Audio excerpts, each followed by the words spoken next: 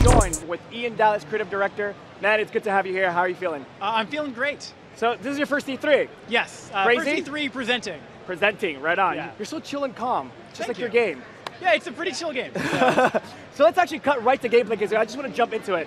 Yeah, so please. That's the cue for the control room. Yeah. Gameplay on screen, please.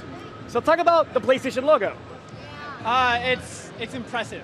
It's massive. It's a massive PlayStation logo. Yeah. So before we cut to the gameplay, talk about, actually here we go, gameplay. Yeah, so... Before we start, talk about the fact, why is this just a white plain canvas? Just walk us through this. Yeah, so it began as a graduate student prototype, and it was just a white room with black paint. And it took about a year of messing around with that to try and figure out what the game was going to be. It's a pretty abstract concept that could have gone a lot of different directions, but we're pretty excited about the way that it did go. Cool, so let's see what actually happens. So yeah, this is the way that the game starts, and this is actually like literally the way that the game starts. We've been demoing it for the last hour or two, and I think every player starts with exactly this screen, and it takes players a while, usually like 30 seconds or so, to figure out that the game is actually... 30 seconds in gamer terms is a while, yes. Yeah, it's actually moving. And so what they first start doing is they start, mashing buttons, basically. And so mash away. Yeah, so once they mash a few buttons, then eventually start mashing the triggers, and then they start throwing paintballs. And it's pretty emblematic of the way that the whole game works. So we try not to tell players anything at all.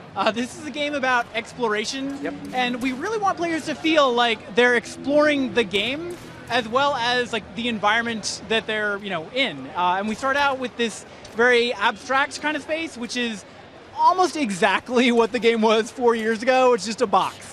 And that's so plenty. I've got this box. It's going to be white kid. All right, cool. Yeah, it's really just 4 walls and a floor and a ceiling.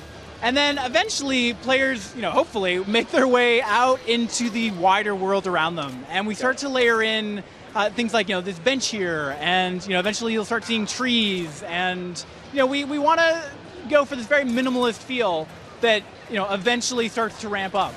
Right on. So, talk about the process of like starting off with that empty box. It's taken quite a while. Like when you're a gamer, you don't understand really that something like this takes quite a while, several years. Talk about how many years it took to get to where we are today. Yeah, so it was 1 year of prototyping just on my own when I was a graduate student. A lot of empty boxes. And then, figured out, okay, this is what the game is. Like, sort of narrowed in on what the feeling was, which was evoking a sense of awe and wonder. And that's not a very specific thing, but it was enough to kind of, start to figure out what the rest of the game was. And then another 3 years of making this game. Yes. And it's a very lovely frog that eventually gets eaten by a sea monster. And the sense of wonder and amazement. That was it right there. Yeah, it's a little kernel of that, hopefully. And trying to convey that this is not necessarily a safe world. One of the things that we found was that with this pure black and white aesthetic early on, people brought this kind of sense of unease with it already. And so that's something that we tried to leverage. And we found that in the reference material that we looked at, things that did a really good job of evoking the sense of curiosity and a bit of awe and wonder, like Alice in Wonderland and other storybooks, did a fantastic job of that. And one of the things that really worked was this sense of a world that is not necessarily safe for children, even though it's ostensibly, kind of this storybook vibe. Safe. Yeah. Yeah, there are these elements that, are out there, maybe not necessarily to get you, now, but wouldn't mind eating you. These are swan feet. These are swan feet. Aha! Here's where the game, Unfinished Swan part of the game comes into play. It is not a completely random title. In the game, the player is a young boy who is chasing after a swan. And the swan has wandered off into this sort of surreal landscape that begins completely white, and then eventually, we go off in some different directions. So are you playing from the perspective of this boy? Yes. Okay. You are, roughly so high, and we find that there are times where we'll like make a table and put it in game, and it's like, somebody screwed up this table. It's way too big. And then we have to remind ourselves, like, oh, we're not like like a 9-foot tall space marine in this game. We're a child, and have to. I'm gonna take that as a burn. I heard a burn there. That was a burn. We are 9-foot tall space marines. Okay, so besides the swan feet, there's actually other items that are in gold. Why are those specific items in gold? That was something that we found added a little bit of variety to the game. Okay. So in the very beginning, when we started developing, it was completely white. And we found that after about 5 minutes, people started to tune out. And that in giving them like slightly longer term goals, like, oh, I can see these yellow things off in the distance, or I can see this brightly colored balloon that's bobbing in the distance, that gave players something to sort of orient themselves with. And weirdly, we were trying to create a game that didn't put a lot of restrictions on players, but we found that by opening it up too much, that actually made people feel uncomfortable. So in giving players more of a concrete goal, it actually encouraged them to go off the path. So once we showed them what the path was, then they felt like they could deviate and wander around and really explore the game in the way that we were hoping they would. And what's really cool is, the first time I saw this a couple months ago, I think you hit the nail right on the head when you said every single experience is radically different, because there's no way you can tell or predict where these splashes are going to go with each individual player. So essentially, they're creating their own world in their own very unique way. Yeah, and it's one of the interesting things about this game developing it is that sometimes watching playtests, we'll look at each other and be like, where the heck is this person? We have absolutely no idea.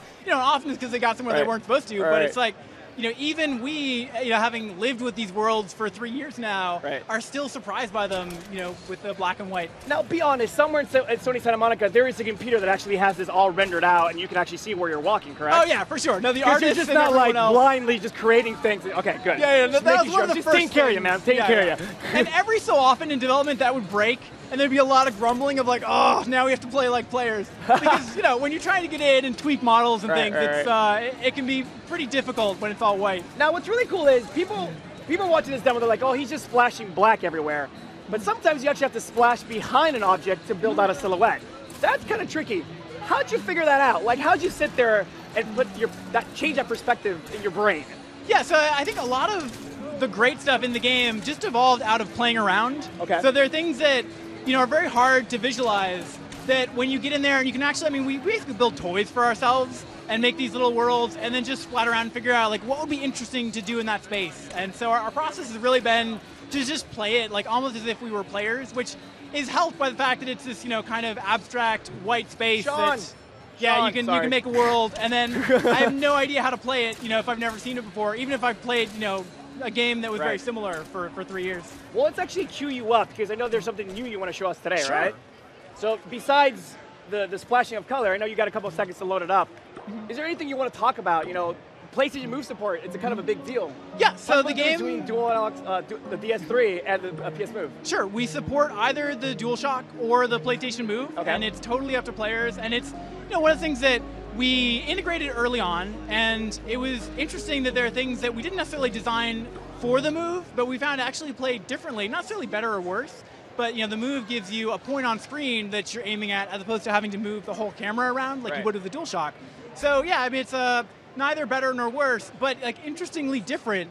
That the Move gives you more control, in some areas. Than, now with the PS Move, okay, so what are we seeing here? This is brand new. Actually, not to me. I saw this months ago, and I was like, "What is this? It's gorgeous." But now we actually have more of a traditional level.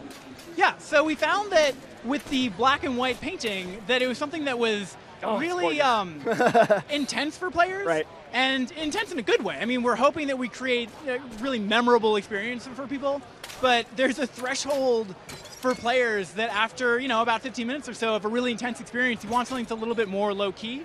And so this was, kind of trying to vary that up and to lower the tension a little bit. One of the things that, we often hear people talk about their experience in the black and white painting section is that it feels like being blind. So they feel like they're moving around, just like feeling their way. Right. And so in this game, in this chapter of the game, we introduced a totally new mechanic that requires the player to have a better kind of situational awareness to be able to see things that are more than 5 feet away. That's and creepy. to, kind of plan their moves out a little bit more. So it's variety as much as anything. So what was that creepy thing? That was those very are creepy. eyes that are out there in the darkness. And at this point, they can't necessarily kill you, spoiler. But what does it mean? Eventually.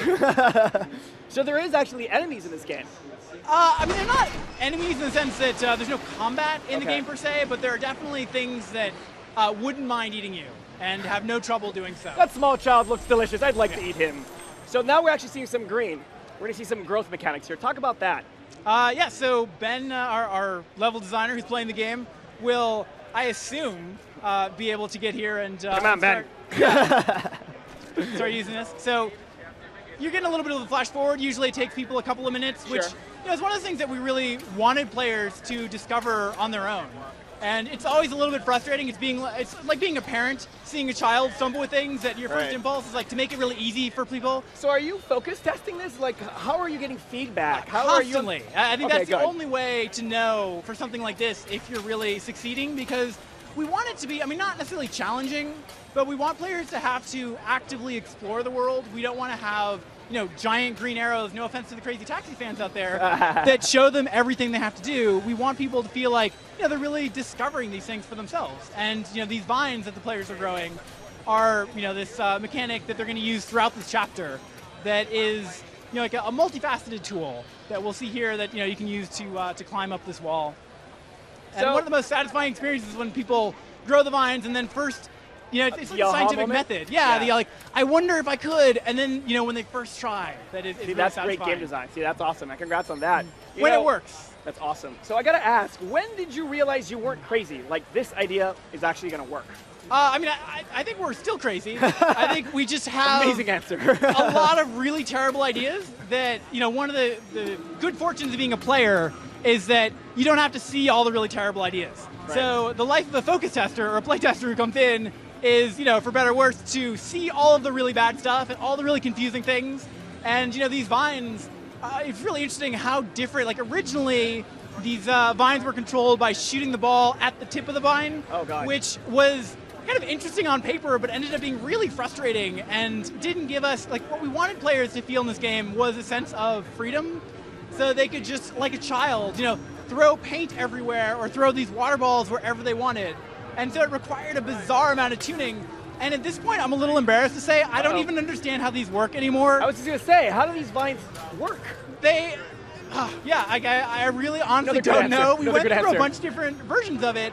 And then ultimately we found something that was just a little bit surprising and easy enough to control, but would do these random things that, like, even as the creator, I don't totally understand, which really makes them feel a lot more alive, even for me. So explain that. How don't you understand? Is this something you envisioned and then the engineers at Sony Santa Monica said, here, we made it work? You're just like, wow, okay. Is that how it works? So I ended up doing a lot of programming early on, and one of my jobs on the project is to write really terrible code and get things just like base functionality working.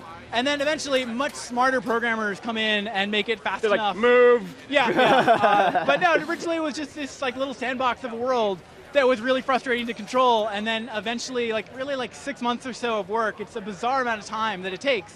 And we're so fortunate to have Sony behind us, because if it was just, you know, the two of us or something in a basement, we would never have had the time to explore all these genuinely terrible ideas and cast them off and find the things that were these like sparkling gems and polish them and make them work. And, you know, because we have Sony behind us, they're willing to give us 3 years, and, you know, at this point the team is up to, I think, 12 people, to realize this kind of crazy dream. Okay, so, you know, one last question. I hate to do this to you. You know, you've been working with Sony for quite a while, and I'm sure when they handed you the move, you're like, ooh, cool, you can do this. But when they handed you a PS Vita, come on, man. PS Vita, this would be a brilliant game on PS Vita. Are you experimenting? Should we be expecting something? No comment at this point, sadly. Oh. Even for the PlayStation blog. I know, I hear you, brother. You can't tell us everything. You said a lot with that one answer. Dude, amazing. You should be very proud of this game. Enjoy your E3.